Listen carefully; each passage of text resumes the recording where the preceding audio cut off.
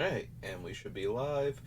Yeah, little hiccup there. I did hit the go live button, then I realized not only did I not update the stream title, so I would have two building Urza 13s. I also did not lower the bitrate a little more like I had originally planned on doing. And I did just eat, so obviously now that I'm going to start talking, I'm going to choke to death, but I did want to do that, and I keep forgetting, and I thought of it right after I hit the button. I'm like, oh, I should fix that, and then I'm like, and I didn't do the stream title update, so rather than have two 13s listed, I'll just have a 14. Not that that 13 from yesterday really counted for much.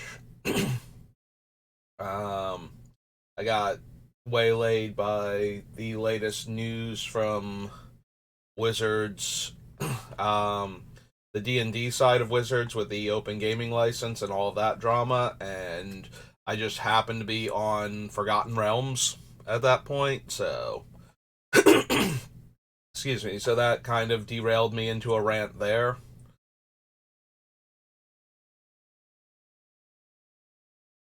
I think we need Memorial. Hello, sun. Coming through directly into my eyes. Wow.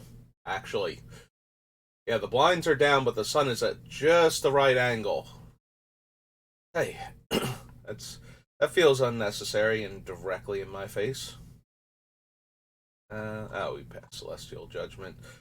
For each different power among creatures on the battlefield, choose a creature with that power. Destroy each creature not chosen this way. Most of our guys are going to be 3/3s, so I think not. I don't think we care about zombies. Non-legendary creatures and champ player controls have base power and toughness 3/3 and lose all creature types. That's mildly tempting if I didn't put the cards in that care about them being soldiers.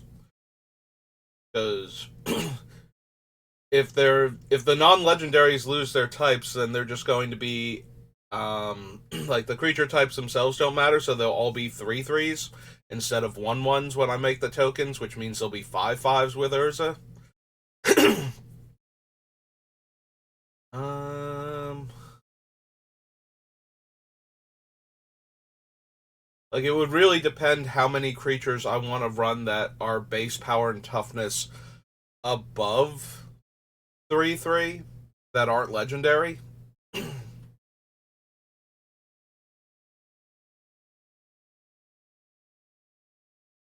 Hmm. At the end of the day, I think it's a cute trick, but it's basically just another anthem effect that's weird. Like, it's an anthem in the same way Urza and Tempered Steel are, that's going to be giving a lot of my creatures +2/+2. But at the same time, it's not going to do much more than that, and I don't think I need a 5 mana anthem that sometimes makes my bigger artifact creatures smaller. And we would also have to be able to cut like the catapult commander and whatnot because we suddenly don't care about soldiers anymore. If we play that, we would lose the soldier types. Player reveals cards on top of their library until they reveal a creature card. Put that card onto the battlefield and the rest of the cards into their graveyard. Yeah. If you control a commander as you cast it, choose both. Target player draws X, target player mills twice X. So, I had forgotten there was a strictly better stroke of genius. Like, blue 2 and X, draw X cards, and if you really want to, either to mill your opponent out easier, since making them draw the cards would mill them out also and get around a lot of the things that are anti-mill. Um, or you can do both in Commander. Yeah, I'd genuinely forgotten that card existed. Empty the laboratory. Sacrifice X zombies, then reveal cards from the top of your library. Yeah, that's not gonna. I probably could have stopped after Sacrifice X zombies, but I had to double check. Flying, yeah, this isn't gonna be a thing that I care about. Dies, return any number of other creature cards with total power X or less from your graveyard to the battlefield, where X is Moreland Rescuer's power, then exile Moreland Rescuer. Rescuer is a 6 mana 4/4. Yeah, I don't think we need that.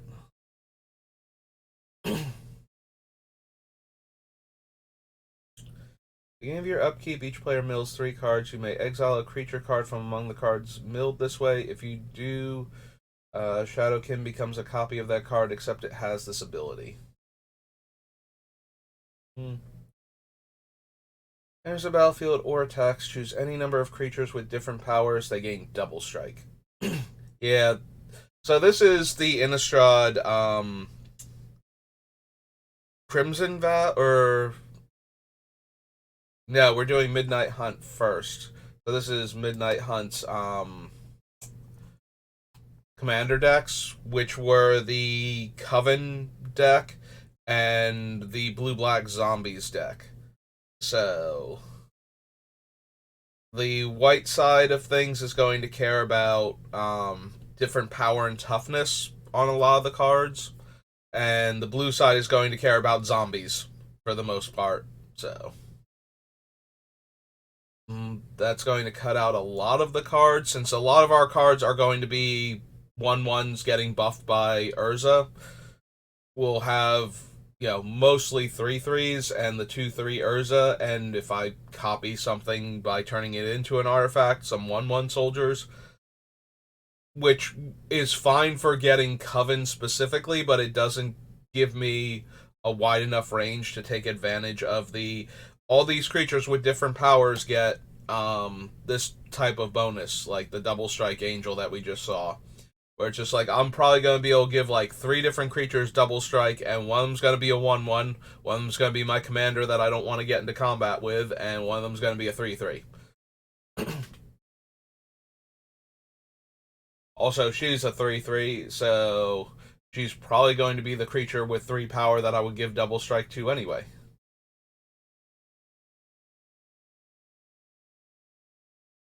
Mm, nope. Miss Victory's Envoy.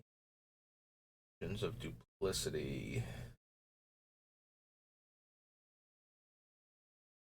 Change control of 2 target creatures you don't control. Eh. And create a 1/1 white human creature token for each creature you control. Again, meh.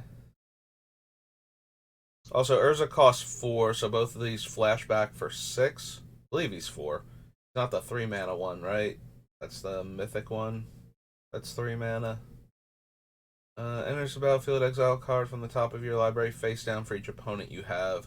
Beginning of your end step, if you control 3 or more creatures with different powers, put a card exiled with Wall of Mourning into its owner's hand. Eh. Yeah, nothing interesting in the commander slot. Real quick, let's do Crimson Vow too, so that way I can focus on the actual sets, like Crimson Vow's commander set. That way we can get both of these done real quick. So this one was Black Red Vampires and Blue White Spirits, I believe. So we're gonna get a bunch of things that care about or make spirit tokens. You and that player each create 3/1/1 spirit tokens with flying. Oh, this is the offering. I think the artwork changed. Gain 2 life for each creature you control, and that player for each creature they control. uh,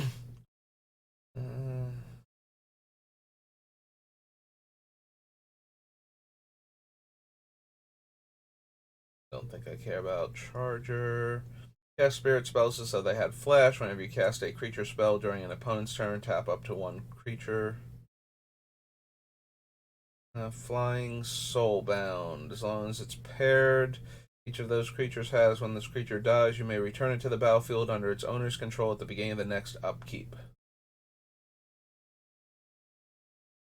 Alright. Kind of forces the other players to play around, like try and break up the pair before they kill the one they most want to get rid of.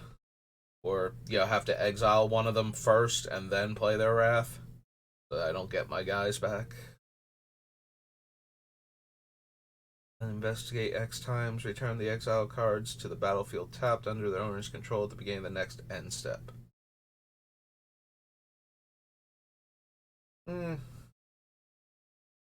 It's not terrible with the Artifact Matters cards that I have, but I don't think I have enough stuff that cares about a critical mass of artifacts. It's been a while since I've gone through the list, and I've been working on this one for months because of the holidays. Let me just take a moment to try and remember if there's anything I super care about that counts the number of artifacts that I have. I know I was looking at the list the other day, but I don't quite remember if that was the thing I was looking for or not. So far, nothing is counting the number of artifacts specifically. Resistance, Thopter Squadron, Treasure Hunter, Workhorse. Yeah, none of these. I mean, there's Turnabout. Turnabout would care, but the artifact tokens can't be.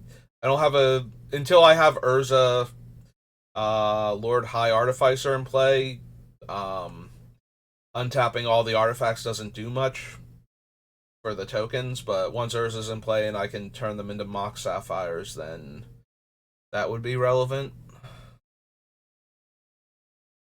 Diver, Metalworker. Metalworker's only going to care about the ones in my hand, so the tokens aren't that big a deal.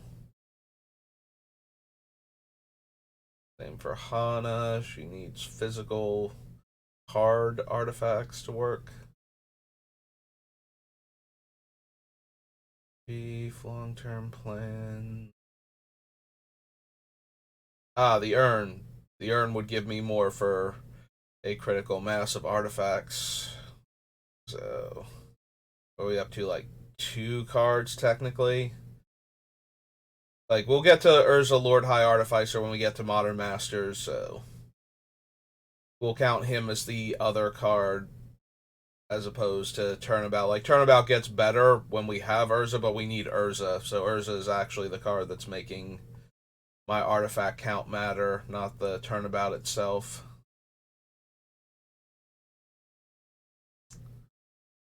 Lattice, Soul Scour, Engineer, Construct.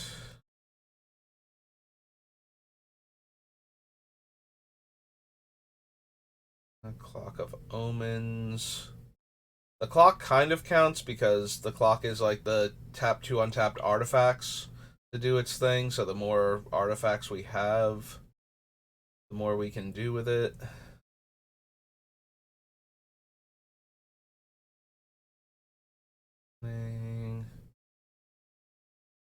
Arkham needs artifact creature tokens to really use his ability for stuff. Relic, active negation. None of these so far. Revel Arc. My artifact's cheaper. Only cast 1. Master of Ethereum gets better for every artifact I have. I feel like I did do this at one point in time, like actually check the number of artifact makers I had. Last Dusk Hulk gets a lot better if we put a ton of artifacts into play. Provided we do it at a time where it would be relevant for him.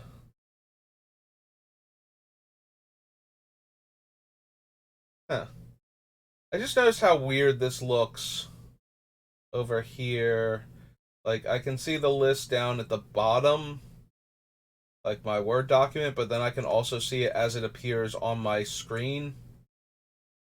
I've got like two bits of the Word document. Like if I come over here and click on this and you can see the thing. Like the Word document is always at the bottom over here and it but when I'm looking at it on my screen it jumps up and covers the card list also and I did not realize it was doing that. That's kind of weird. I don't know how to not have it do that. I thought that they were separate and that it wouldn't necessarily do that while I was looking at it. So,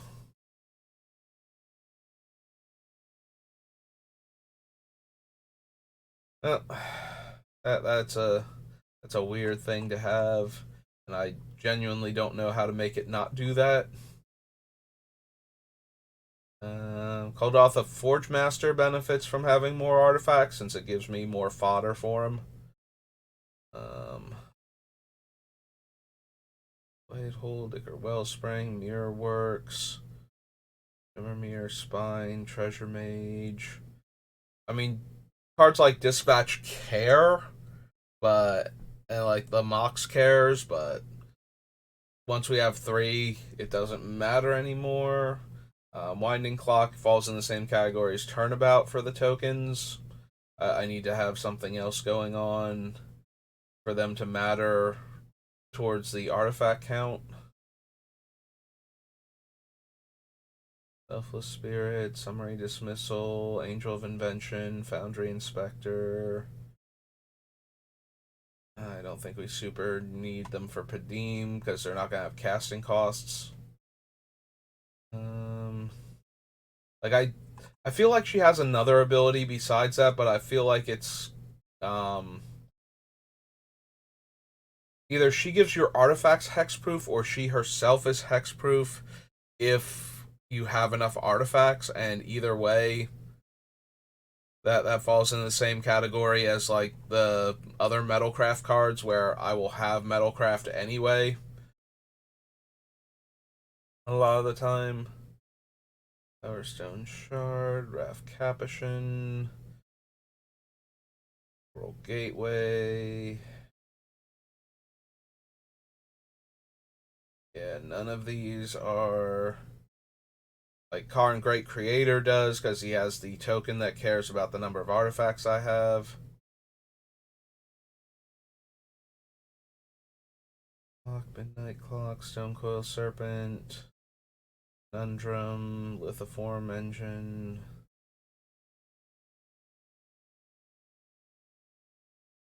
Oswald only counts if I have enough one drops to go get with him, where I can sacrifice the token to go get more of them. Okay, so yeah, we don't really need artifact tokens for most of our stuff. Whenever you cast a non-legendary creature spell with flying, you may copy it except it's a 1/1 spirit. Once per turn. Whenever this creature attacks for each opponent, other spirits you control have melee. Prevent all non-combat damage that will be dealt to spirits you control. Investigator enters the battlefield. Investigate X times, where X is the number of opponents that you have. Whenever you draw your second card each turn, make a spirit token.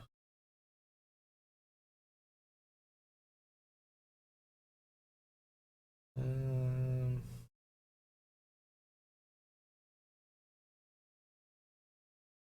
Spirit Keeper. Haunted Library. Whenever a creature an opponent controls dies, you may pay one. If you do, get a spirit token. Each player reveals the top card of their library. For each creature card revealed this way, create a token that's a copy of that card, except it's a 1/1, it's a spirit, and it has flying. No creatures were revealed in this way. Return Haunting Imitation to owner's hand. As long as it's paired with another creature, each of those creatures has, whenever it attacks, each opponent mills cards equal to its toughness. Nope.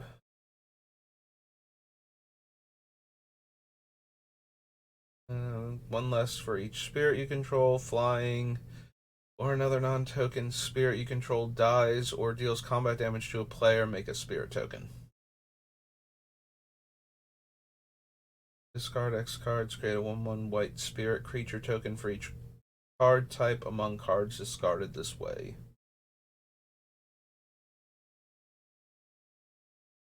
Your tokens where X is the number of opponents who control more lands than you.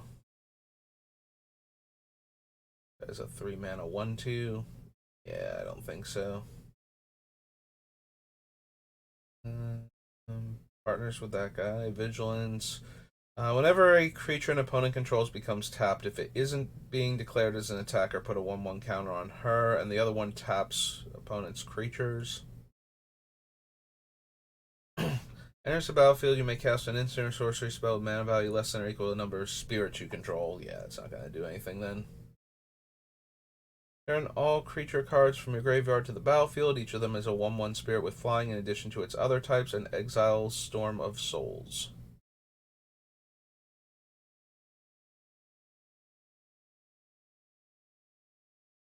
I mean, the actual effect is pretty potent, and it doesn't take away any card types or creature like it doesn't stop them from being artifacts if they were beforehand. And then being 1/1 spirits doesn't super matter.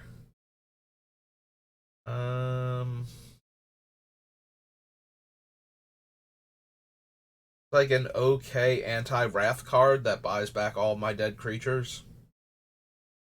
Or to play in the mid to late game to get all my other dead things back. I just don't feel like we're going to have room for it, so I think we have one or two other cards on the list already that buy back a lot of my dead artifacts. So buying back my dead creatures is kind of like, yes, I do have some non-creature like or non-artifact creatures in the deck, but I don't think I want to spend 6 mana on this thing and a deck slot. I'd say I don't want to spend the deck slot. The 6 mana is not actually a huge deal for the effect. Choose up to 3 target permanent cards in graveyards that were put there from the battlefield this turn. Return them to the battlefield tapped under their owner's control. You draw a card for each opponent who controls one or more of those permanents. Yeah, no. There's the other one. Flying at the beginning of each combat, you may tap a creature. Circle, and there's Wedding Ring. Whenever an opponent controls an artifact named Wedding Ring draws a card, during their turn you draw a card. Whenever an opponent controls an artifact named Wedding Ring gains life, you gain that much life.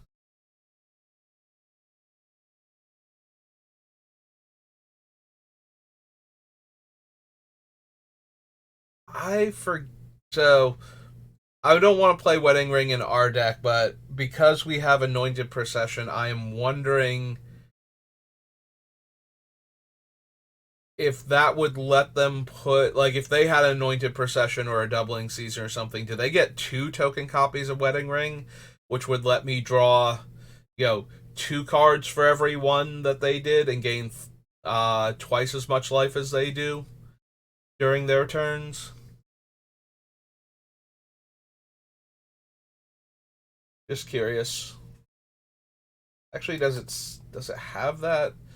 I don't think that it would. Yeah, it's going to care about that. See, I'm not sure if I, as the caster of Wedding Ring, am creating the tokens. Oh no, it does say target opponent creates a token. It is actually worded as target opponent creates that token. So, yeah, that would give them 2 Wedding Rings to my 1. I'll have to remember that if I ever run into a bunch of players that all want to play, you know, decks similar to my Riss the Redeemed, where they're just making tons of tokens. So that way I can give them all of the Wedding Rings. Right now I've forgotten the name. So there's a ring in Norse mythology, the ring from Kaldheim that gets counters on it, and then when you've got enough counters on it, the replicating ring, it makes like copies of itself that don't have that ability. Is based on an actual magic ring from Norse mythology. I haven't played the new God of War, but I have watched Let's Plays of it, and the ring shows up in there as like a major plot point during one point because they wind up using it to make a spear, so that way the spear can replicate itself.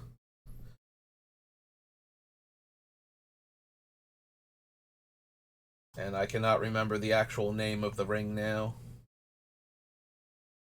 Alright, so that was the two commander sets, and we wound up not doing anything from them, so now we gotta do Midnight Hunt and then Crimson Vow.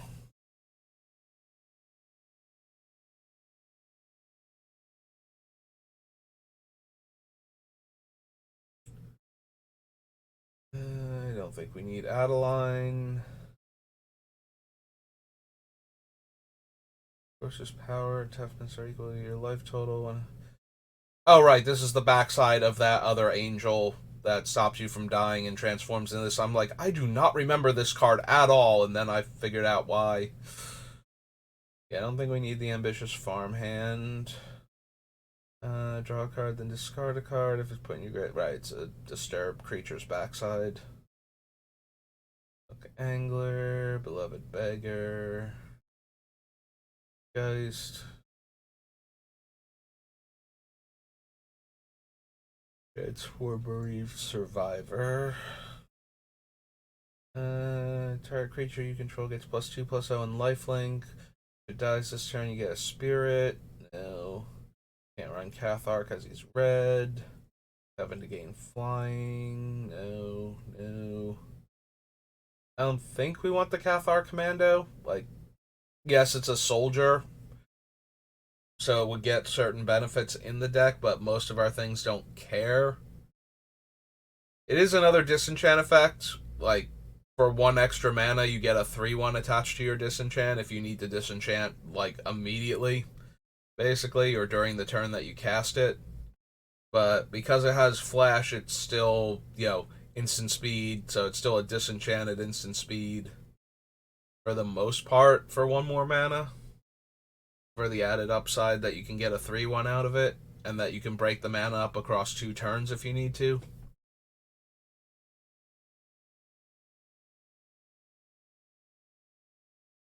I don't know, I feel like I have enough disenchant effects.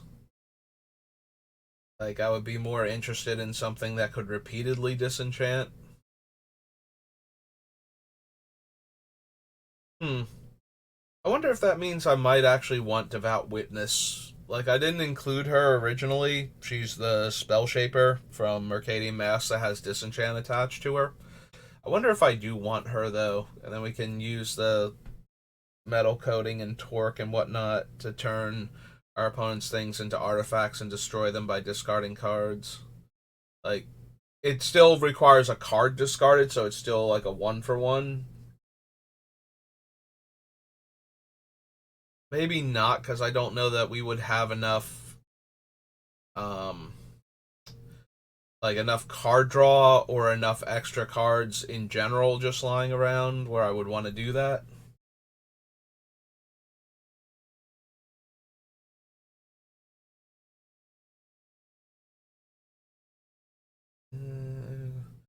Comes day or night. Look at the top 2 cards of your library. Put one of them into your graveyard.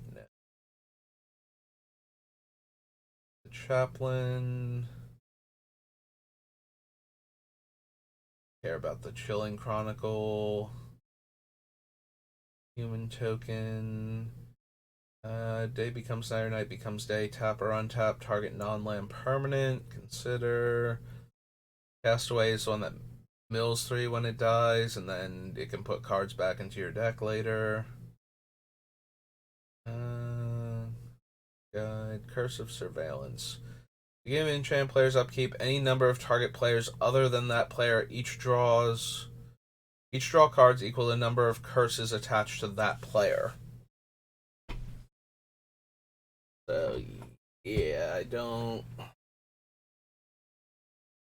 think so, because the only other curse so far I've seen is that one that I thought about attaching to me. Like, none of the other curses have been like, yeah, no, I want that, I want to put that on the opponent. Oh, this is the bereaved. Mourner's backside. Delver Secrets now. One or more creatures are put into graveyards from anywhere. Investigate. This ability triggers only once each turn. And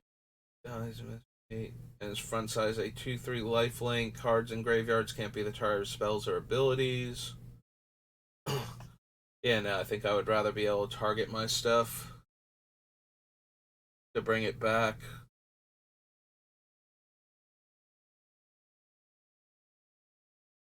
Flyers will be. Oh, right. Have anything else? And that's front side is mills 2 cards. Cast a spell from your graveyard. Tap target creature you don't control. Thank you.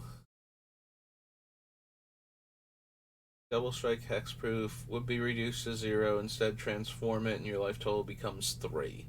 If it didn't transform this way, you lose the game.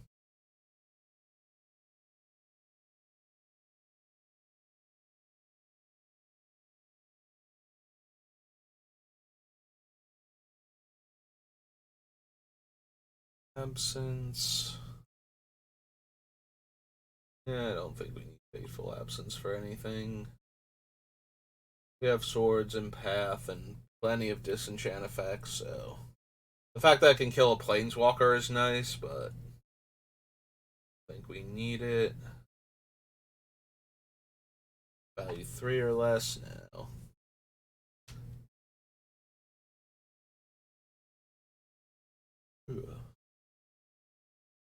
Non-land permanent to owner's hand. If you controlled that permanent, draw card. Yeah, there's the spirit that shuffles cards from your graveyard back into your library. Grafted identity. Spell target non-legendary creature, then return it to the battlefield under its owner's control. Put a 1/1 counter on it. Oh, if it returns under your control, put a 1/1 counter on it, otherwise tap it. That is so weird that it can't blink a legendary creature. I don't think we need it, though.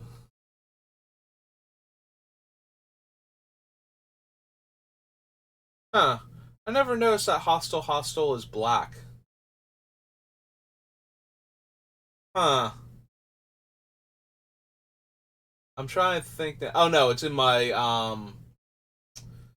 Bolus deck. Okay, never mind. It's not an issue. I was thinking. So my Bolus deck is a gain control of your stuff and cast your spells deck, and the ability to get rid of the cards I have stolen in case they are about to go back to their owners is kind of a thing. So I was using creeping in and hostile to get rid of their stuff before I have to give it back.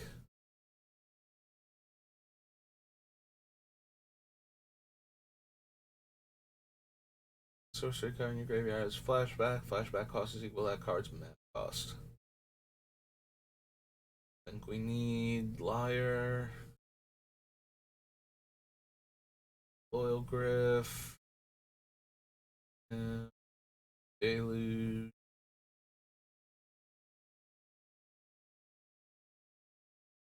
Curious Tome, no.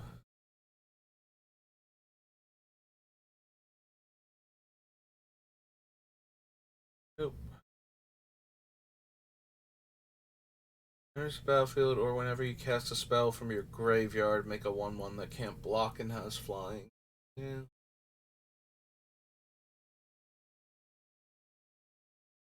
Graveyards cost 1 less. Carriage, Pithing Needle, Poppet Factory. Yeah, the last thing we want is to have all of our artifact tokens lose their abilities and become 3/3s. I'm doing this to give them the abilities more so than anything else, so actually like one of the worst things we could do.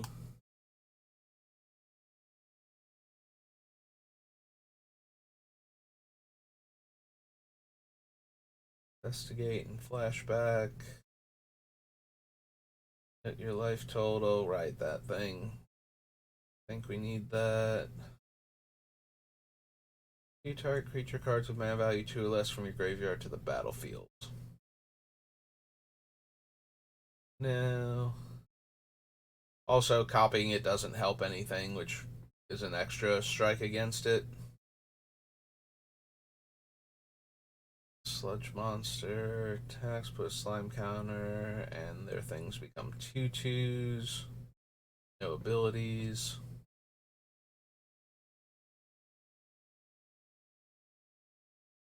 You may pay blue and 1 any number of times. Then up to that many other target artifacts, creatures, and or enchantments phase out.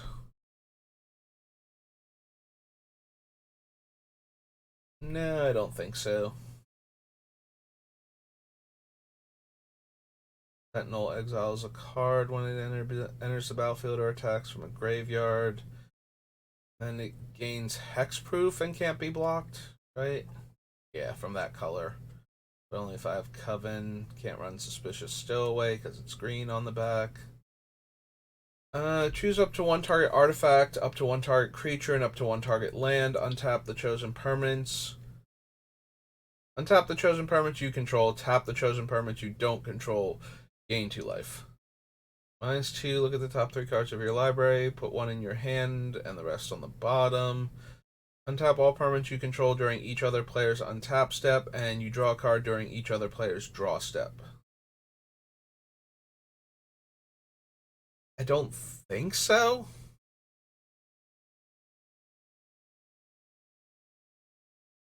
Yeah, that seems unnecessary for what we're trying to accomplish. Yeah, I don't think we need the Celestis. Also, it's legendary, so we can't make more copies of it. Just Gadectafile, no. I don't think I want Vanquish. Section and Whale Drifter. Okay.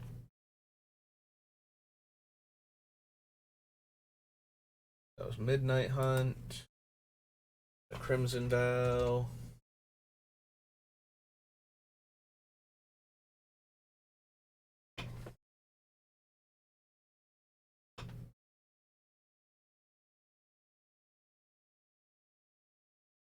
+2 and indestructible, no. Non-land permanent control to owner's hand. Exile it. Quartermaster. From the Cathars. Oh, hey, there's the sun again. Came out from behind a cloud at full force.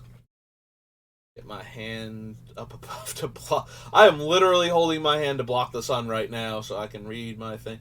I've never had the sun come in at this particular angle that I can remember. Like, yeah, it comes in from, the side window or something, but this one, it's like just perfectly lined up with where I'm sitting today. Be right in my eyes, like just coming right through the blinders and the curtain. Curtain's not particularly thick back here, so it's not blocking it, and the blinders, because they're at a slight angle to let some light in, it is hitting at just the right angle to throw the sun directly in my eyes. Hey.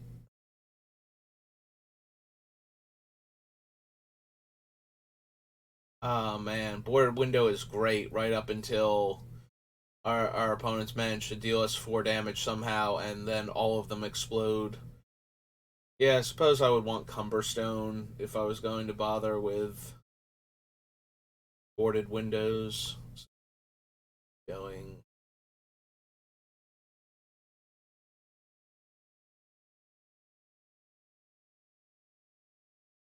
Nope. Patient only, no. Curiosity. Card from a graveyard. Look at the top card of your library anytime. Once each turn, you may cast a spell from the top of your library if it shares a card type with the card exiled with the Illuminator. And the Protector exiles a card from the graveyard, and whenever I play a land or cast a spell, if it shares a card type with the exiled card, Create a 1/1 white human creature token. Yeah, like I can eat an artifact creature with the Illuminator and then be able to cast artifacts and creatures off the top of my deck. Or similarly, I can eat like an artifact creature or a one of the artifact lands in theory, and have Protector churn out a bunch of 1/1s. But I don't think either of those are exactly what I want to be doing right now. So.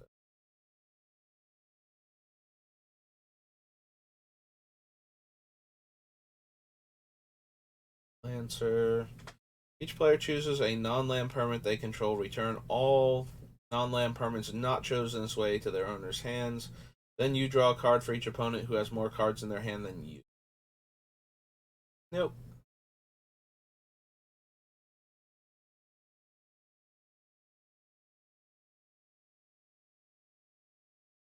Hmm.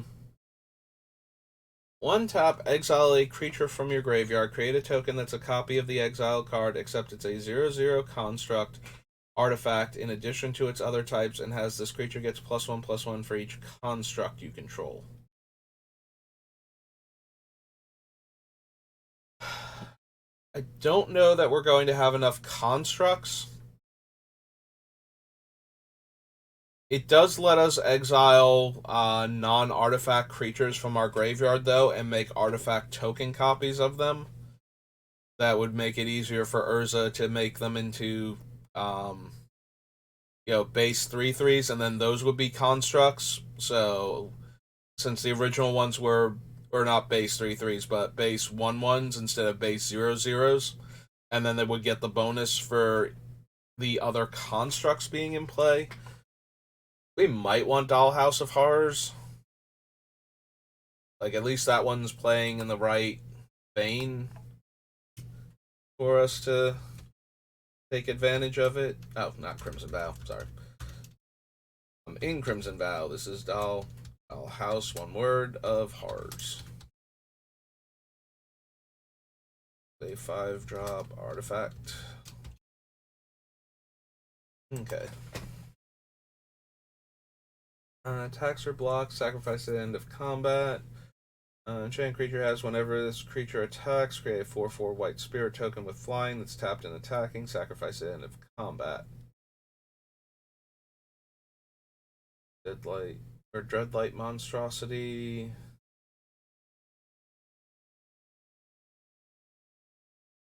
Tap.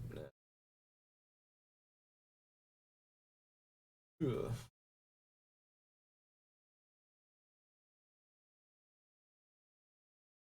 It disturbs for 7, man. Probably not. Like, the front side doesn't do anything for me, and the back side potentially killing a player if they can't get rid of it. Eh.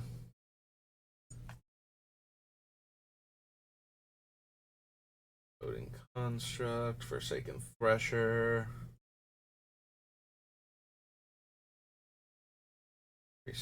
Sure.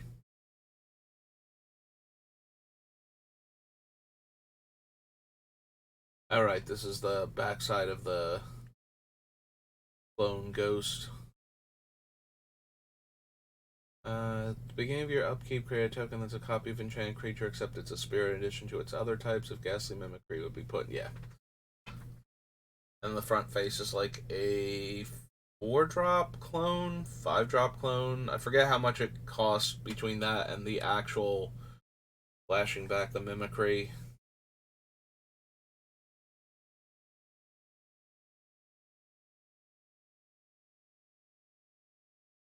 Recast an enchantment spell. Yeah, almost. Not quite.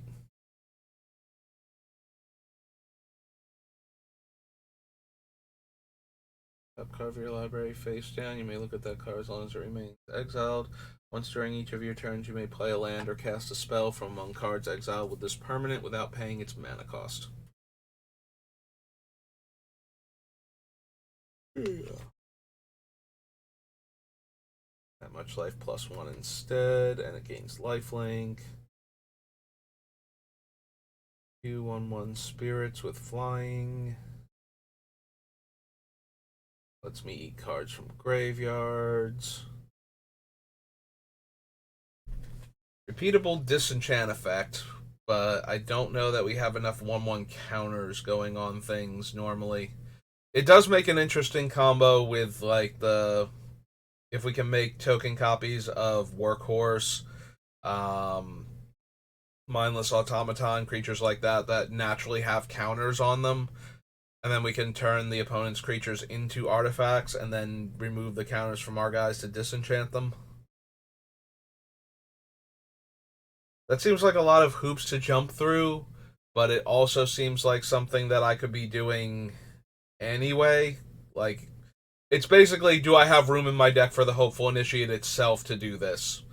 More so than will I have the other cards in the deck that make it way easier to pull this off. Because the Hopeful Initiate getting 2 counters on it is certainly possible, but it seems way less likely than just I'm going to spend 6 mana or whatever on Urza, preferably less, and then the Hopeful Initiate would also cost less, and then we can just make a creature that has enough counters on it to remove the counters to disenchant something every turn. Alright, I'll add it to the Human Warlock. Okay, so come down here, we go. Initiate. White for a human. Warlock. 1. Hey. Yeah. Back over to here. I don't think we need Hullbreaker Horror. As funny as it would be to copy Hullbreaker and then we cast 1 spell and bounce their entire board, I have to believe that that is not quite what we want to be doing.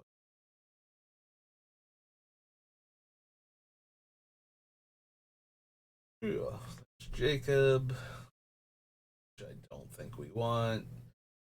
Don't really care about Catilda. Kind Ancestor, can't run Lantern Flare. Projection.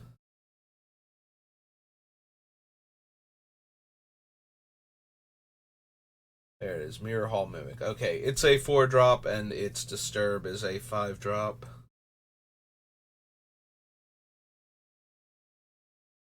Yeah, probably don't need that. We want to make token copies of things. We got enough other ways going on. Nurturing Presence now. Exploits a creature, counter target spell, activated ability, or triggered ability. Okay. So this is the one where if we turn it into an artifact and activate Urza, we can then exploit the token copy that we made in order to counter the thing that we want to. And this one can counter like way more things than the other creatures we could clone to do this could. Also, it's way cheaper to cast the baseline one.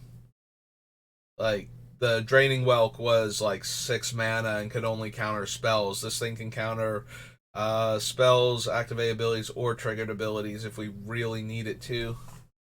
Yeah, I'm willing to add it to the list as a possible. This is Overcharged Amalgam.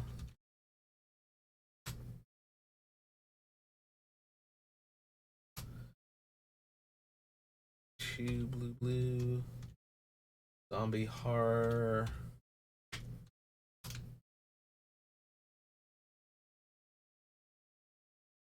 3/3.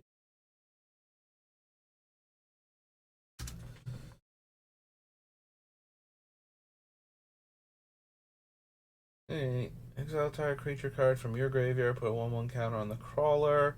Has all activate abilities of all creature cards exiled with it.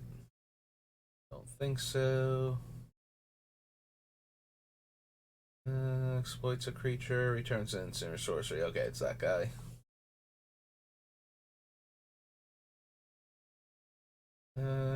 trains exile up to one other target creature from the battlefield or a creature from a graveyard. Leaves the battlefield. Put the exile cards onto the battlefield under their owner's control.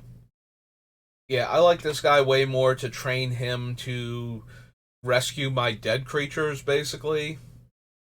So that if he dies, we get back all of the creatures that he's managed to exile from my graveyard, as opposed to using him as a um, Fiend Hunter, Faceless Butcher, Fairgrounds Warden, that type of thing. And then having all that stuff come back when he dies. Not that I won't do that for, obviously problematic stuff. Have base power and toughness 4/4, have flying, and are angels in addition to their other type. And we've got some shenanigans we could do with that, but most of our stuff isn't getting 1/1 counters randomly, so. Like, we can do the thing where we copy, like, the 3 Exodus rares that I have on our list so far. Like, Triskelion, maybe, who should probably be on the list. And then they would have the counters on them naturally and be giant flying creatures.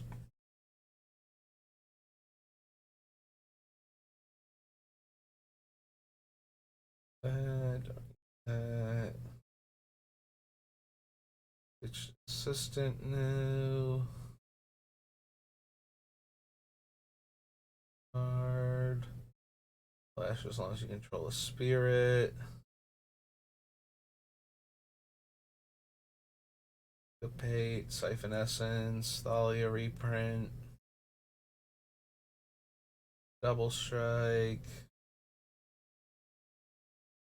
That guy. Power Stance reprint. I don't think we need Voice of the Blessed. I think we need the Valderan Estate. Wedding Announcement, no.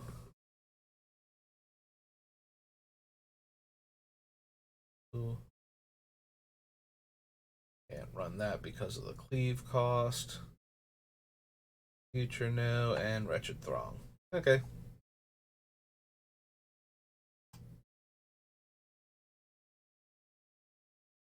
That was Crimson Vow. Oops. So next up is Neon Dynasty. So we're gonna have. What was the commander sets? There's the green-red one, which won't have anything for us. Oh, right, the other one was the white-blue vehicles deck, which, yeah, that's an artifact-centric deck. So, Kamigawa, Neon Dynasty, then Neon Dynasty Alchemy, then Neon Dynasty Commander. Alright, we'll do the regular one. I did want to do the commanders first before, because I was thinking about them, but then I have to scroll down to where the commander sets are. So, I think we're just going to do the base set first and then do the commander thing. And hopefully I won't forget. Alright, Acquisition Octopus. I don't think so for that one. This is going to be interesting, though, because the reconfigure creatures can be equipped to things like turning a creature or turning an equipment into a creature doesn't give it reconfigure. It gives it its regular equip ability that you can't use then because creatures can't be attached. Reconfigure is worded in a way that it stops them from being a creature while attached, so that does work. I am kind of sad that, equipment can't just have reconfigure if it becomes a creature instead, but that would require rewriting a whole lot of rules. That being said, I don't think we need the octopus, so. Or the arm guard for that matter.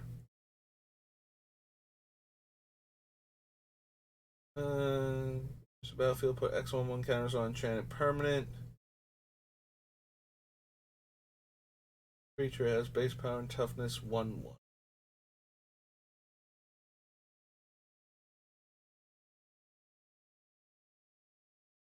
Bending the Maws, Behold the Unspeakable.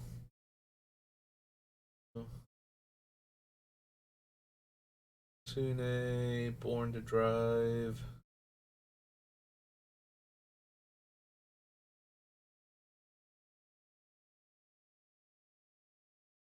Brilliant Restoration. Return all artifact and enchantment cards from your graveyard to the battlefield. I have to at least consider that one, don't I? Brilliant Restoration. Brilliant Restoration is what? Car. Brilliant. 3 and 4 white. 3 and 1, 2, 3, 4. This is a sorcery. Okay, on the list. Duly noted. Vendor enters the battlefield, gain 2 life, leaves the battlefield, draw a card. Probably don't actually need that.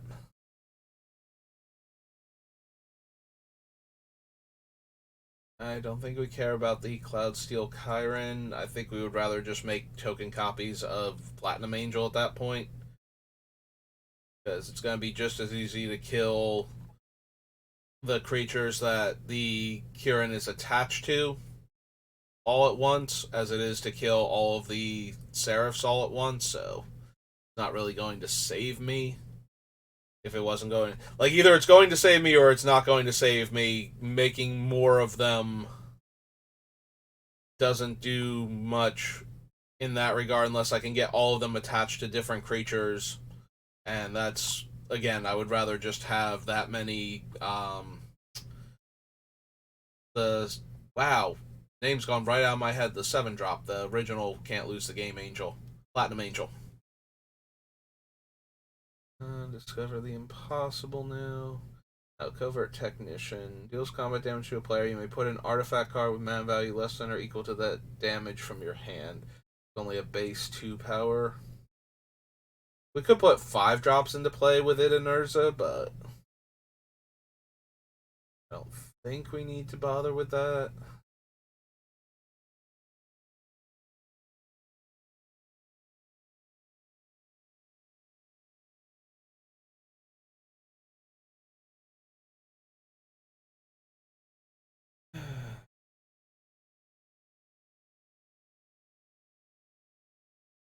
Draw card, no. Ninja. Have any number of creatures. Alright. I'm reading crew like it's game text. I just kind of glossed over the word crew there. The Golden Tail Disciple, the Goshintais, High Speed Hover Bike is meh. Like, cloning it gives us a 1/1 flyer that taps a creature when it comes into play, which is okay, but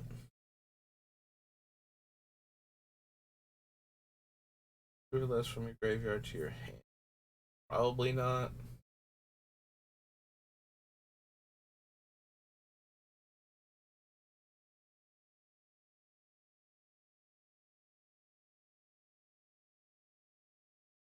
Whenever I cast an artifact, instant, or sorcery spell, copy it, and the first one cast by each opponent each turn is countered. Oh no, not each opponent. Whenever an opponent casts an artifact, instant, or sorcery spell, counter that spell only once each turn. So one player can go for it and get their spell countered, and then another player can go for it and finish off Jingataxis. I don't know why. I thought it was for each opponent. But it's not worded that way. I think we still want him on the list. But Jingataxis. This is Progress Tyrant.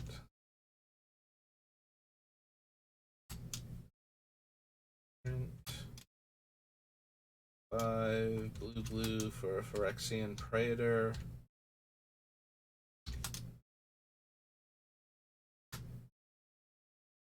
Sure, I'm sure Urza will not mind if I just add Phyrexian Praetors to his decks. No, it's not like they're Gix or anything. He doesn't even know these ones. Uh, Kyrie, I like glossed over AO before without even bothering to consider him, and I don't think Kyrie's that much better for our deck. Yeah, that's true. I had the Gargoyle on the list, but we do have Lion Sash now. Gargoyle was like one of my old go-tos for this type of thing. And that's white. Just white, right? The one drop. I know it's white and one.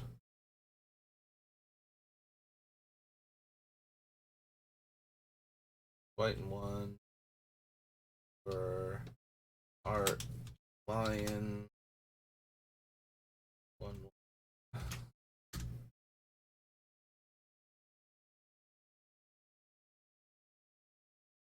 That's a flip side of one of the enchantment things.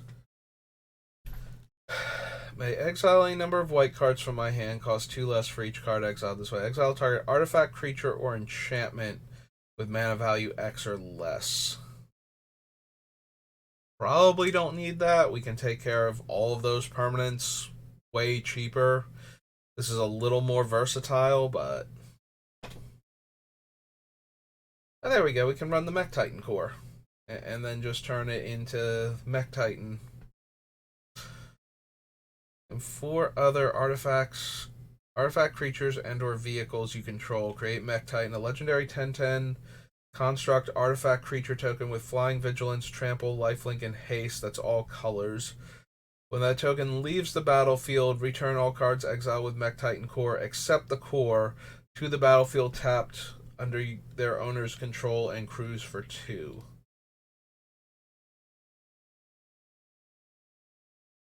So it's a 2 mana 2/4.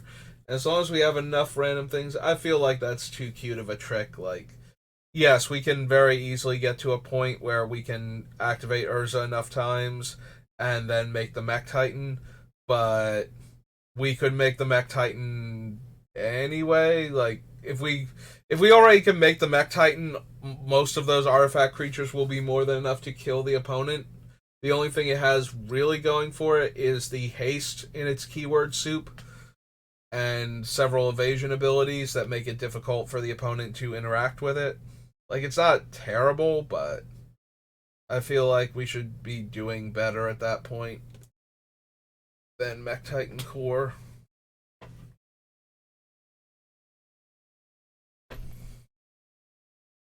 Yeah, like we can clone the Mech Titan Core and then use that since the core won't come back anyway.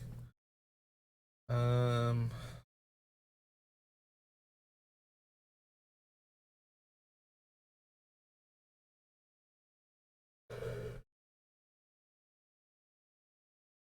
hmm. I skipped over Mindlink Mech, so let me go back and double check that real quick. Becomes crew for the first time. The other thing also becomes a 4/3. Oh no, it becomes a copy of one of the things that crewed it and becomes a 4/3. Okay. But I was looking at Mirror Box.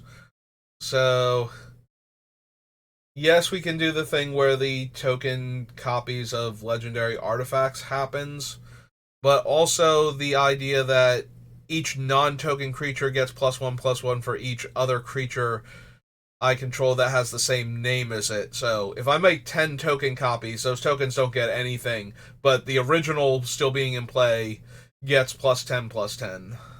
In addition to, we could make token copies of um like a Chroma's Memorial that are 3/3 flyers with all of that game text. If we can turn Urza into an artifact, we can make replicas of Urza.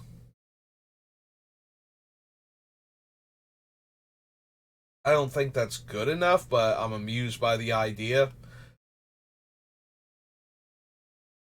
Mobilizer Mech is the thing that crews other vehicles. When it's crewed, that's an enchantment ninja. Really care about Puzzle Maker. Artifact or creature you control to add colorless, and you can channel it for 5 mana. Yeah, I don't think we need that. Like they're both okay, but neither of the abilities are great, and I don't think I want a Springleaf Drum in my deck, so that taps a permanent. Loot. Wait, control attacks alone. Alright, we need the red one for artifacts. Leaves the battlefield, may pay 2 to draw a card. Whenever you cast an artifact spell, put a +1/+1 counter on Patchwork Automaton. Um,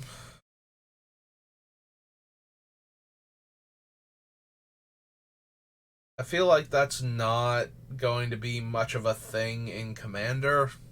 As good as this thing can be, in like Standard, where you can just cast an artifact every spell after you, or cast an artifact spell every turn after you cast him, maybe two in a single turn, and just grow him out of range of all their removal spells, while making his while having Ward 2 to keep them from being able to target it comfortably early on when it's smaller is neat. I was gonna say is nice and neat, and kind of tried to combine the two words. I don't think it's going to actually do anything against the average Commander deck, sadly. Yeah, in order for this to work, it would have to get the counters when artifacts come into play. So that way, I could put a whole lot of counters on it at once.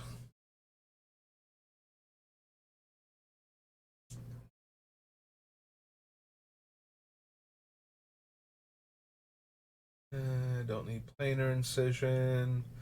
One or more vehicles you control attack, create a 1/1 colorless pilot creature token and crew 2. Yeah, I don't really need the pilot tokens that badly. They're colorless, but they're not artifacts, so they don't get the buff from Urza or Tempered Steel. Bankbuster, on the other hand, has a lot of potential, since each copy of it can also be used to draw cards, and once you've drawn enough cards off of it, you get another pilot creature token and a treasure. I feel like this one's going to come up a tiny bit short, but let's throw it on the list anyway. So this is Reckoner Bankbuster. Bankbuster hyphenated. No, they just put it as one word. Yep, I hit the caps lock.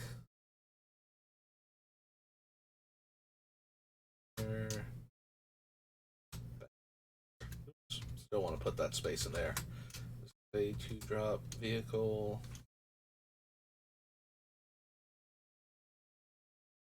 Saying vehicle, and I'm still writing artifact. It's a 4/4, right? Oh no, wait. Oh no, it's a 4/4. Okay. Oh, got some tinnitus in my one ear. Second. Yeah, when it comes on like that, I can usually just rub my the little flap to protect the ear. Rub that a little bit, and that usually clears it up. Replication Specialist. Whenever a non-token artifact enters the battlefield under your control. So this is the one that is basically a Mirrorworks, and I did love playing with this card in Kamigawa Limited. But unlike Mirrored and Limited, you weren't guaranteed to have all of the artifacts all of the time. So it wasn't quite as good.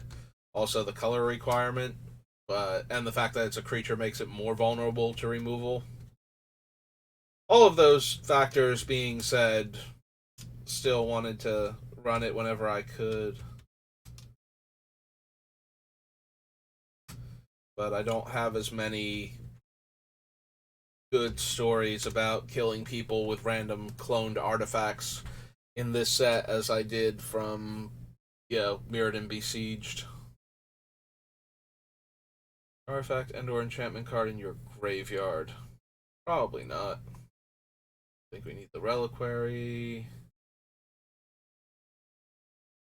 Again, if the token was a artifact, I would want it. I'm also kind of surprised that the token wasn't an enchantment. Just to have this one card be like the perfect thing for turning on the artifact and enchantment at the same time matters deck, but this thing was already pretty playable, and I think that would have just driven its value through the roof in the limited format it was in, so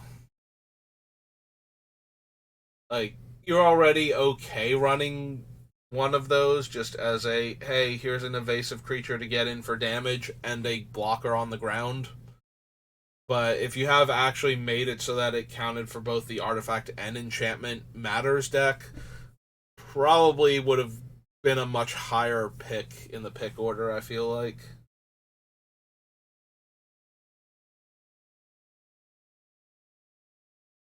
Selfless Samurai, another target creature you control gains indestructible until end of turn. Eh.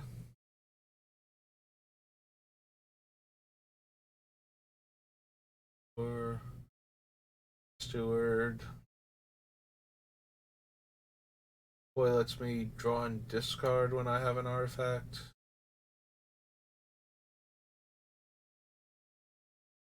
Target creature or vehicle becomes a 4/5 and draw a card.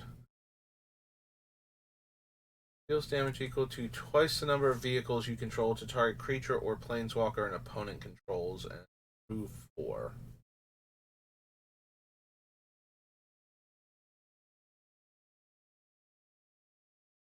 I mean, it does keep getting like more and more damage tacked onto it as long as we don't lose any of the Surge Hacker mechs, but that just seems okay. I think I would rather have like a Triskelion to copy at that point, where I could just throw the 3 points of damage around instead of the mech where I would have to keep copying it in order to deal the damage.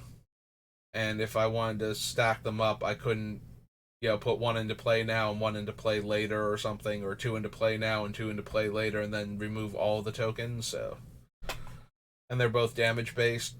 Yeah, I think I would rather just have Triskelion. Temeshi, on the other hand, one or more non-creature permanents are returned to your hand. Draw a card once per turn. And White and X, return a land you control to owner's hand. Return target artifact or enchantment card with mana value X or less from your graveyard to the battlefield, only as a sorcery.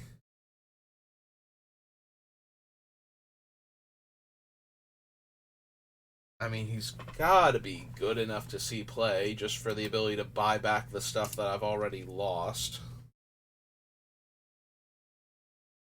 Unfortunately, he's going to run into the same problem that a lot of this stuff is going to run into, where it's like, it's a really good card, but I won't have enough room for it and the things I want to bring back with it. 2 blue, Moonfolk Wizard, Tooth. Wizard.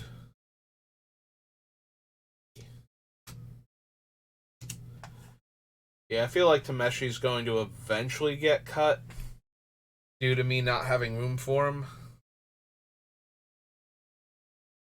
Alright, first activate ability of an artifact you activate each turn costs 2 less to activate.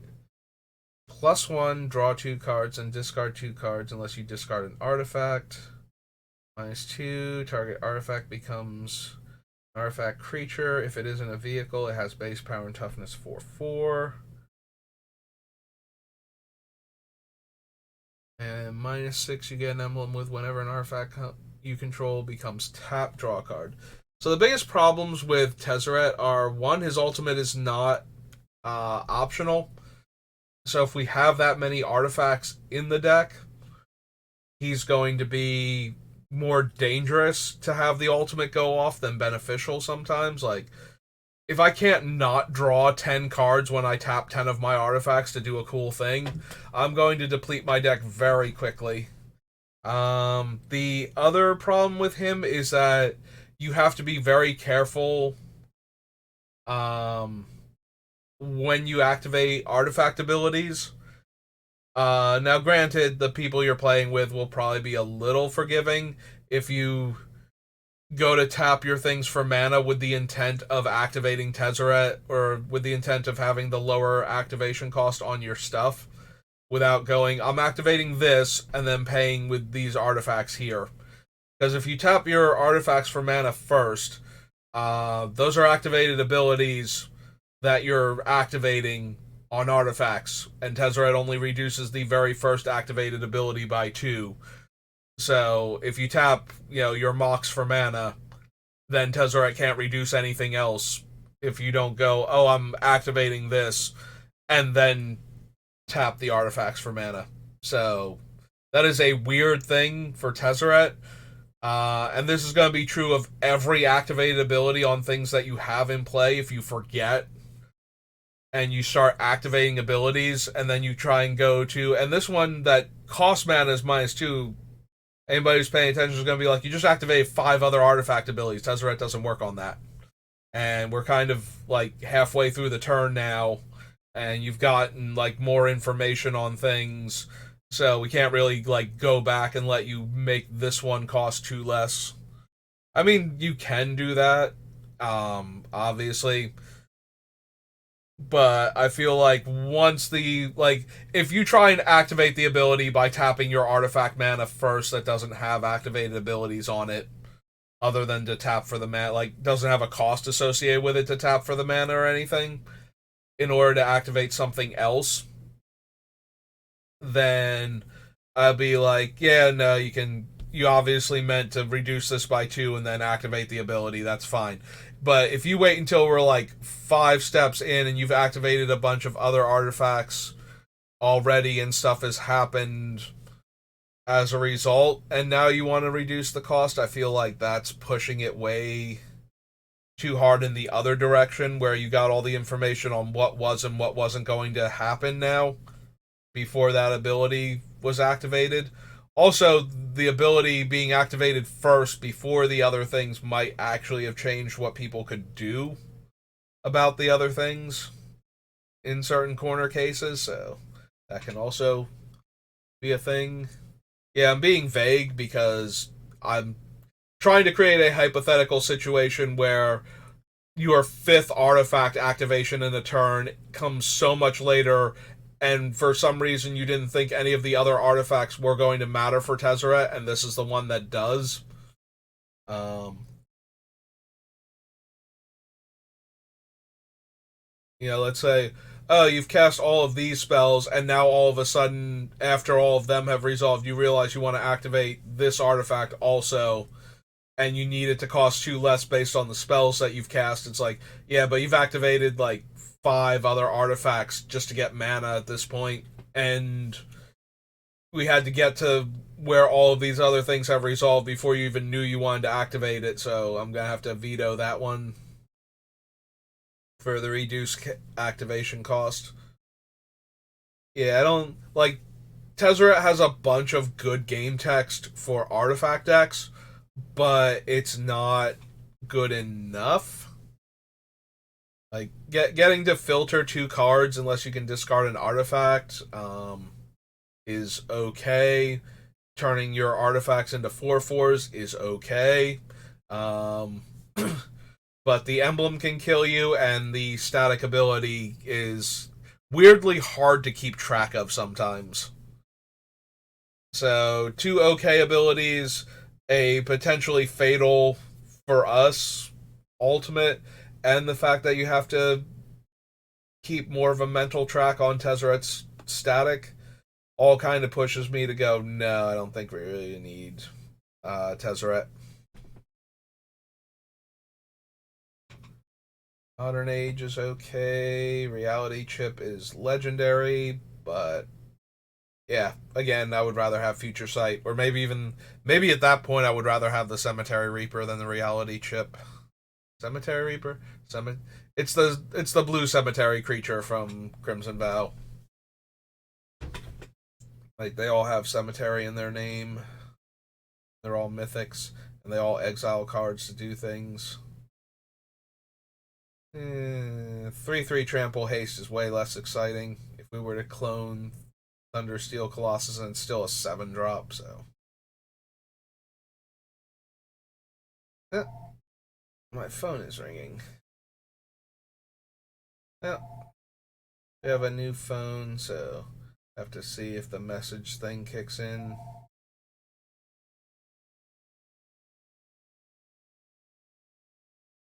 There it goes.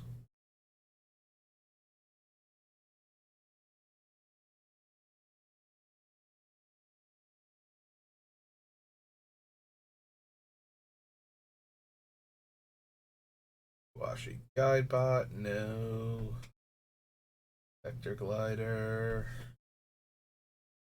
Walking Skyscraper. We're not going to have enough modified creatures to make that thing cheaper. Also, the clones of it being like getting a cheap giant creature into play with no other abilities is actually way worse than making the token, than having something that has a really strong comes into play ability to have the token be a copy of that. You know, this thing is like an 8/8 trampler that has hexproof half the time, and making 3/3 copies of that doesn't do much. Whereas, having an artifact that like Spine of Ishsa where it destroys a permanent when it comes into play, making 3/3 copies of that is fine. We're making the copies for the ability. Okay, so I intentionally skipped over the Kamigawa commander set, so let's do that real quick. So that should be alchemy, this should be commander. Let's go take a quick peek over at what we got. Counters a spell and makes that many Thopter tokens. Yeah, I don't think we bothered with Spell Swindle, and I would rather run Spell Swindle than Access Denied most of the time. Controls more lands than you. Search your library for a Plains card, put it on the battlefield, tap, then shuffle.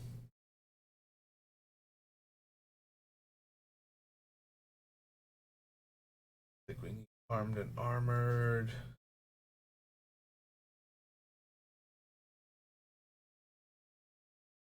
Silver Colossal Plow. Cyber Drive, Awakener. Other artifact creatures you control have flying. Enters the battlefield until end of turn. Each non-creature artifact you control becomes an artifact creature with base power and toughness 4/4. See, this is the type of thing where I would want as many token artifacts as I could make, so that way this thing would come down on a subsequent turn and turn all of them into 4/4 flyers until end of turn, and we would just win the game on the spot. That being said, we can activate the like we can make a clone of him and then have all of the other ones in play, like all of the other non-animated artifacts become 4/4s every turn.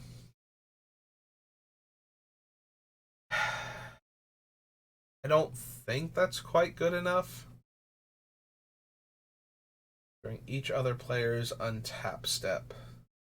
Also not quite good enough unless we've got like an Urza going on or something. Similar to Unwinding Clock, where it gets way better if we can tap all of our stuff for mana on other players' turns. I don't think we need Drum Bellower, though. Imposter Mech. This is the one that becomes a copy of a thing. You may have Imposter Mech enter the battlefield as a copy of a creature an opponent controls, except it's a vehicle artifact with crew 3, and it loses all other card types.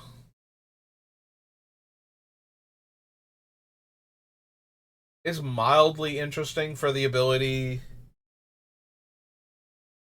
Like, it does come into play as a copy of that creature, except it's not a creature, it's a vehicle.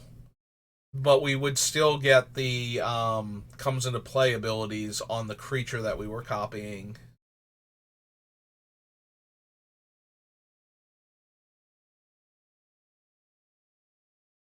Hey, there is a white version of the one sister or cousin, the Yamazakis. Yamakaze, something like that. The one with the two legends, the one's white and gets back the enchantment, but we have a white one here that can get back an artifact and is himself an artifact. The downside is either he or Urza have to attack alone in order to get the thing back. Yeah, it's not the um one of your creatures attacks alone thing. It specifically has to be him or Urza, and that kind of puts a damper on it. I mean, he would be a 6/6 for 5 with Urza out.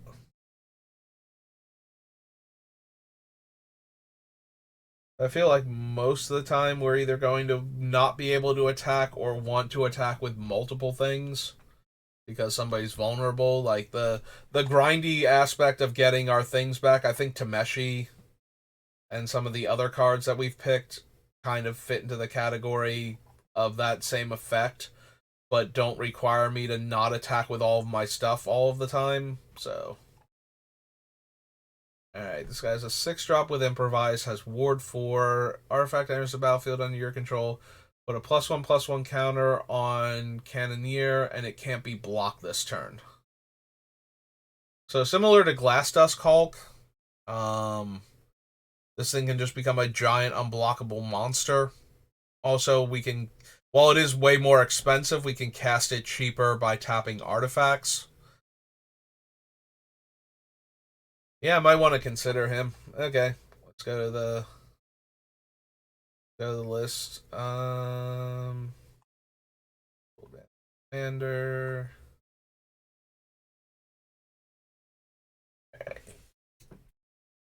Space. So this is Kappa Cannoneer. Yeah, there it is. Kappa. Oh, 2 ends.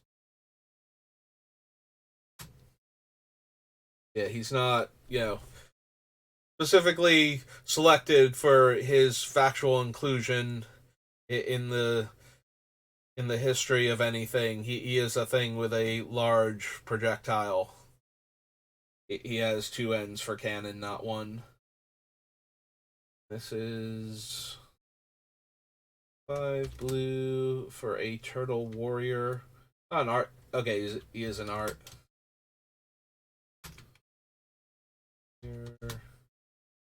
4/4. Yeah, important distinction to make in this deck is when the creatures happen to be artifacts also.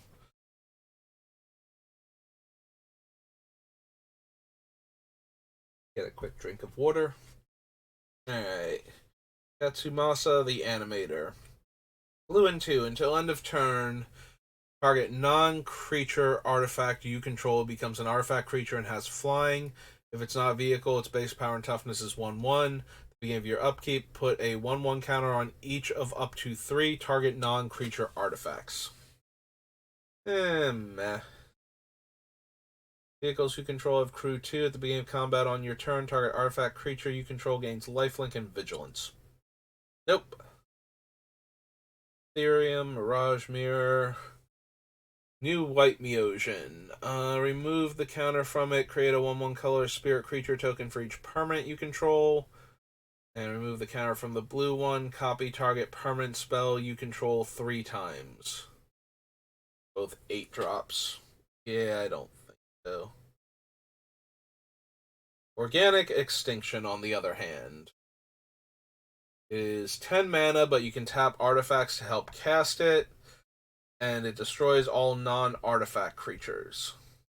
So we kill Urza and any of the tokens that we made by turning other things into artifacts, but we would get to keep everything else. And yeah, I think I want Organic Extinction on the list at least.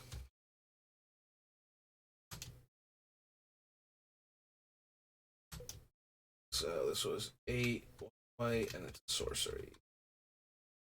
Yeah, I want to at least consider each of these things that kills all of the non-artifact cards in play.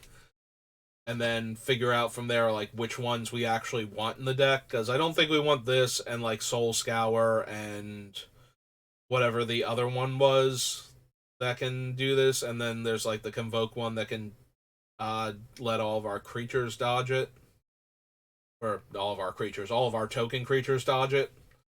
But I don't think we're gonna want all of them.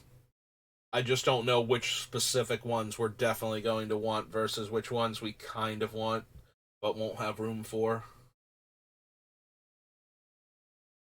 Spirit, artifact creature, flash flying. Whenever an artifact creature you control deals combat damage to a player, draw a card.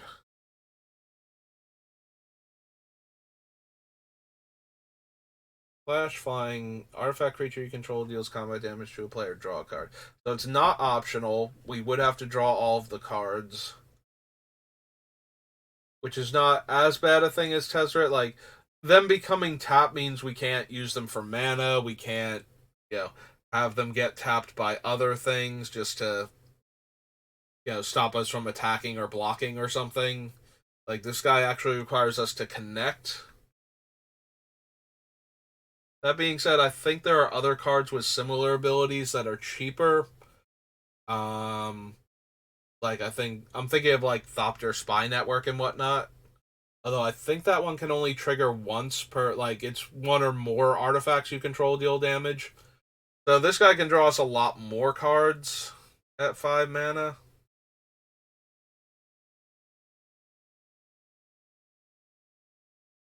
I guess I add him to the list and then we'll see where he actually makes it into the deck or not. So this is Research Thief. Born a Blue. This is an Art Moonfolk Wizard.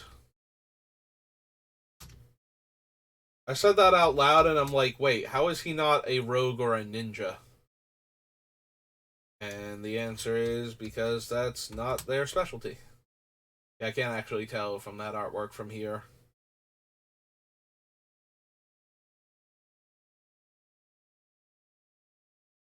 What was intended for our friend there.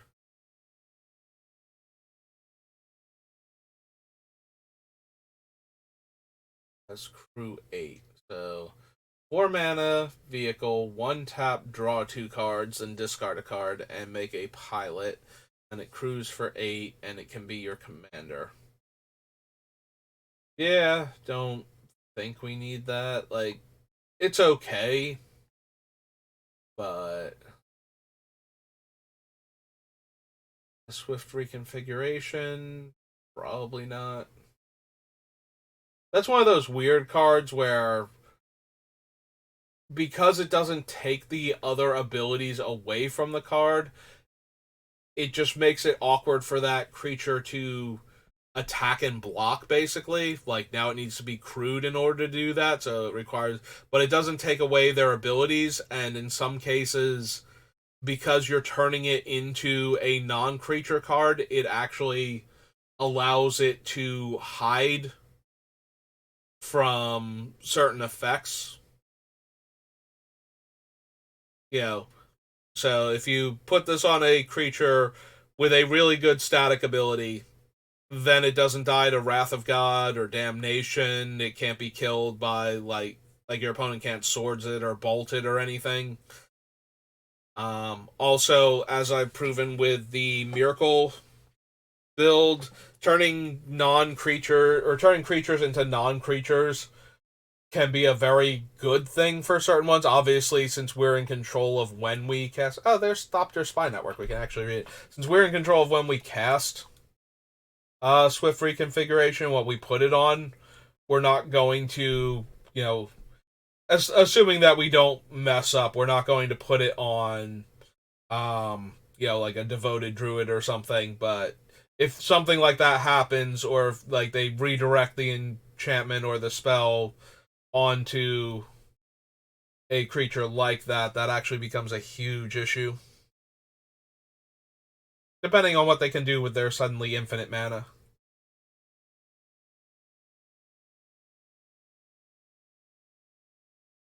You control an artifact, create a 1/1 colorless Thopter token. Yeah, it is one or more artifact creatures deal combat damage, so we can only draw one card. Oh no, we could draw multiple cards as long as we hit multiple opponents.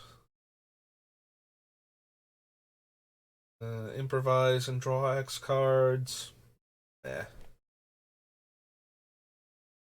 Yeah, none of the triple blue draw X cards things really super appeals to me. It's a battlefield on your control, put a 1/1 counter on Yoshimaru, and he can partner with things. Okay. That was Kamigawa Commander. So after that, we had what? New Capenna. Yep, New Capenna, Dominaria United, and Brothers War. We are almost through all of the expansion sets. Then we just have to do the various core sets with unique cards and the commander sets and some of the side products. But we're still pretty close to actually being done. I shouldn't have scrolled back up because we do need to do the New Capenna commander cards. See if any of them are any good first. Since we were already down there. I guess I scrolled back up. We didn't have to start here, but I was already down there. Extortionist enters the battlefield or deals combat damage to a player. Exile up to one target non-land permanent for as long as that card remains exiled. Its owner may cast it. Whenever another player casts a spell from anywhere other than their hand, draw a card. It's okay. I don't think we need it. 3 mana, 2/3 flyer. Whenever another permanent you control leaves the battlefield, if it had counters on it, investigate.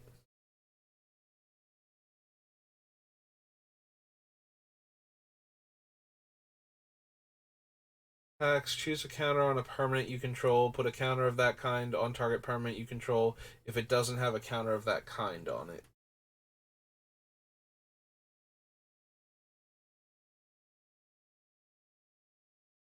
Boss's Chauffeur.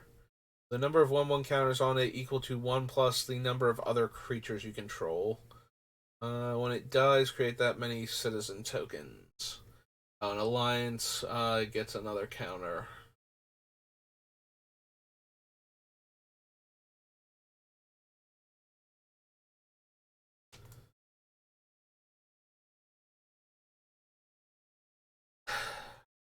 Yeah, I don't think so. Not 5 mana. Excuse me. Face Taker can't be blocked. Beginning of combat on your turn, you may have Cephalid Face Taker become a copy of another target creature until end of turn, except it's a 1/4 and has it can't be blocked. Each of X target creatures you control connive, and then you may have any number of them phase out.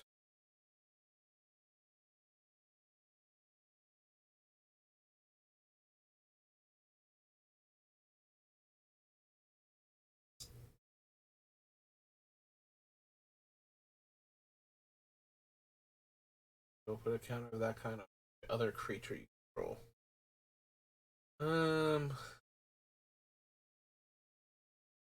Yeah, that's okay for the shield counter. I think I would rather just run the maneuver and possibly the other one that's going to be on this list, the 2 white and X one.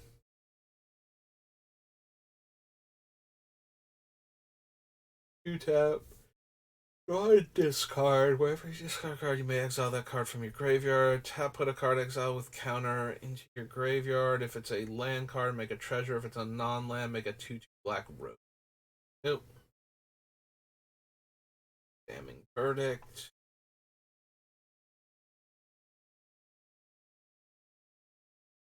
Advisor. Enters the battlefield with your choice of a 1/1 first strike or vigilance counter. Whenever a non-token creature enters the battlefield under your control, if Denry has counters on it, put the same number of each kind of counter on that creature.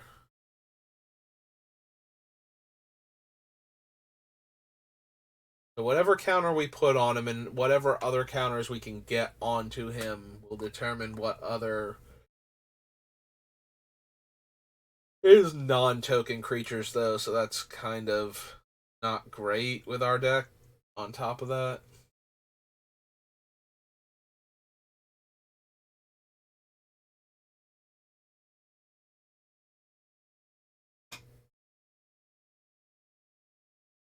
Well, we gotta put Extravagant Replication on the list and try for that one. Alright, real quick, let's go down to Commander. No, that's Commandeer. Commander Brawl. There we go. Oops, didn't put a space there. Alright, this one was Extravagant Replication. And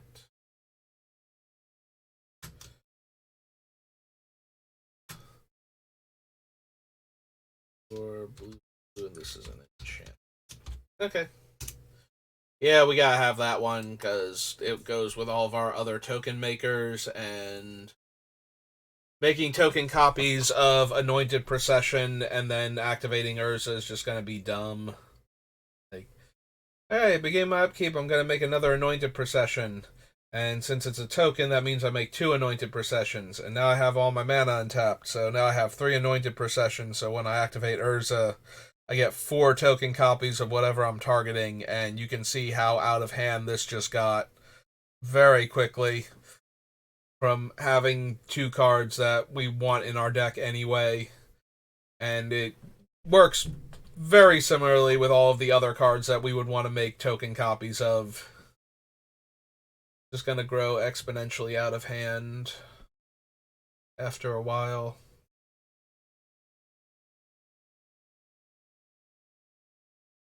Flawless Forgery. Exile target instant or sorcery from opponent's graveyard. Copy that card. You may cast the copy without paying its mana cost, and it has casualty 3. Yeah, we probably don't care about the gavel. There's Grand Crescendo. 2 next, instant. You get X11 citizen tokens, then creatures you control gain indestructible until end of turn. So no matter how much you spend on Grand Crescendo, as long as you cast it for 2 X can be 0, all of your things will still gain indestructible. I think Grand Crescendo might be one of my favorite surprise, all my stuff is indestructible cards. Oops. Spelling crescendo right. Oh no, that's it.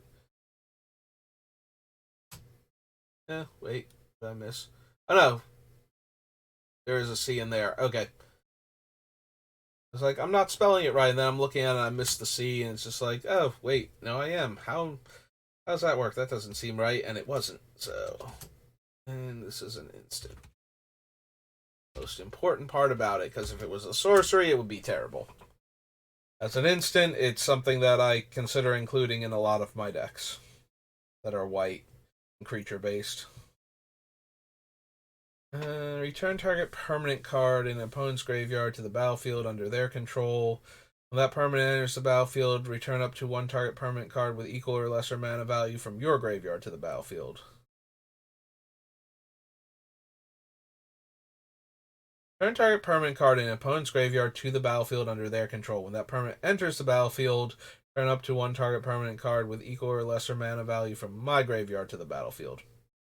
Yeah, no, I'm okay. You don't need your stuff back, and I can get my stuff back way easier than, letting your guy out of jail to distract everybody so I can get my guy out of jail. Jail being the graveyard. Equipped creature deals combat damage to a player. It connives X, where X is the amount of damage dealt. Beginning of your upkeep, each opponent chooses money, friends, or secrets. For money, you and that player each make a treasure. For friends, you and that player each make a 1/1. And for secrets, you and that player each draw a card.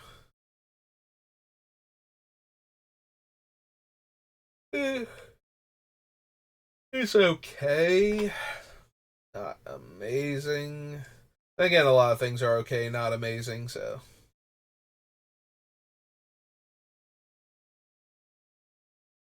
The game text is fun, but I don't know that it's what I want to be doing with this deck, so. Kissed.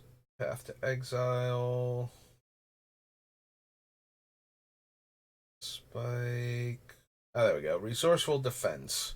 Whenever a permanent you control leaves the battlefield, if it had counters on it, put those counters on target permanent you control. White and 4, move any number of counters from target permanent you control to another target permanent you control. Yeah, we don't really have a whole lot of counters going on in this deck, so... Not that we're not trying to find, like, Shield Broker, or, yeah, Shield counters on it. Hello, Shield Broker, as I'm trying to talk about Shield counters. Put a Shield counter on target non-commander creature. Alright, last time that was my grandfather, so let me just go double check, make sure it's not him again before I miss the call.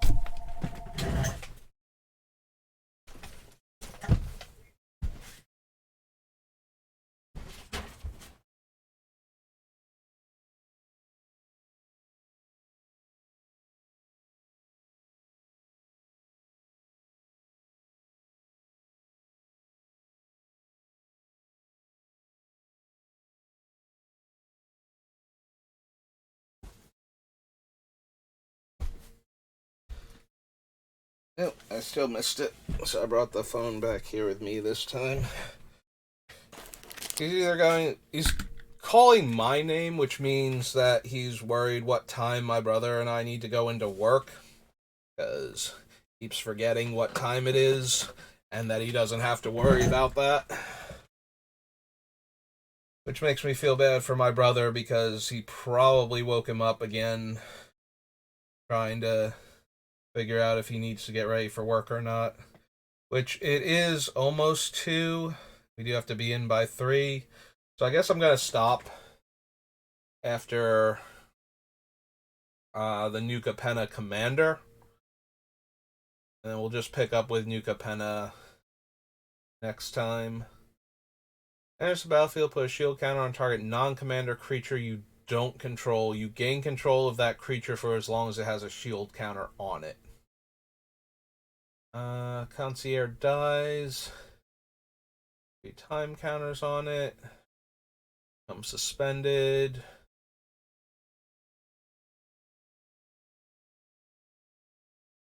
Don't put 3 time counters. We do exile up to 1 target creature and put 3 time counters on it, and that thing also becomes suspended.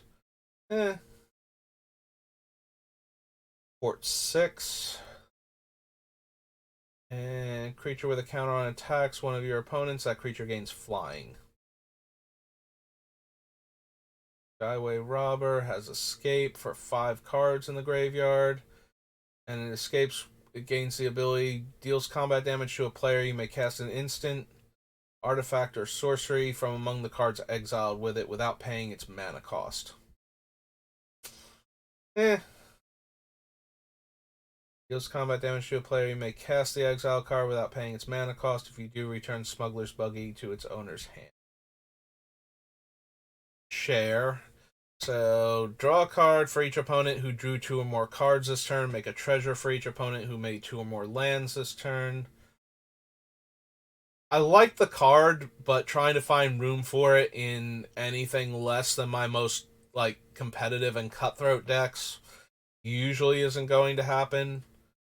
It's one of those cards that punishes other players for playing their game, and they have to be doing the cool things in order for that to be a punishment, so...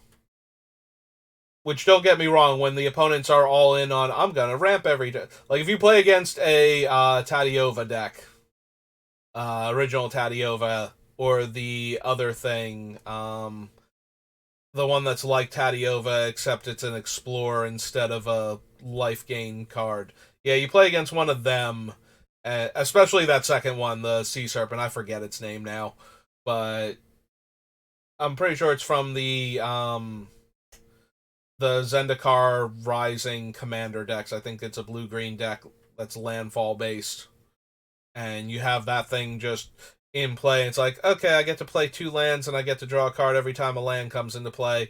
And it's like, yes, that against that deck, I want Smuggler's Share. I want to draw all the extra cards and make all the extra treasure just for you existing. Whenever Whenever an opponent casts a spell from their hand, you may reveal the top card of your library. If it shares a card type with that spell, counter that spell, and the opponent may cast the reveal card without paying its mana cost.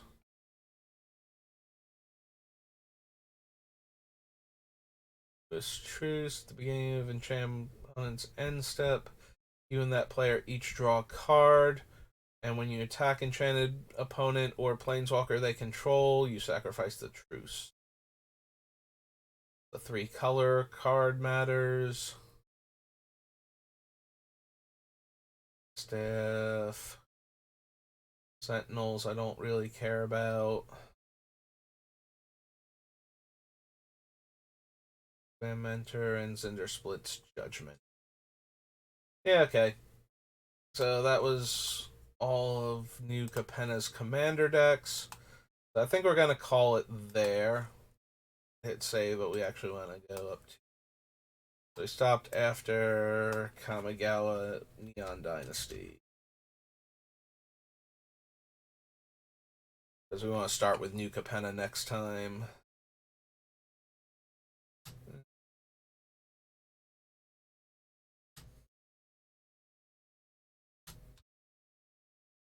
There we go. Alright. But that's going to do it for me. I do have to start getting ready for work now. So thank you for watching. I'll see you next time, and have a good rest of your day.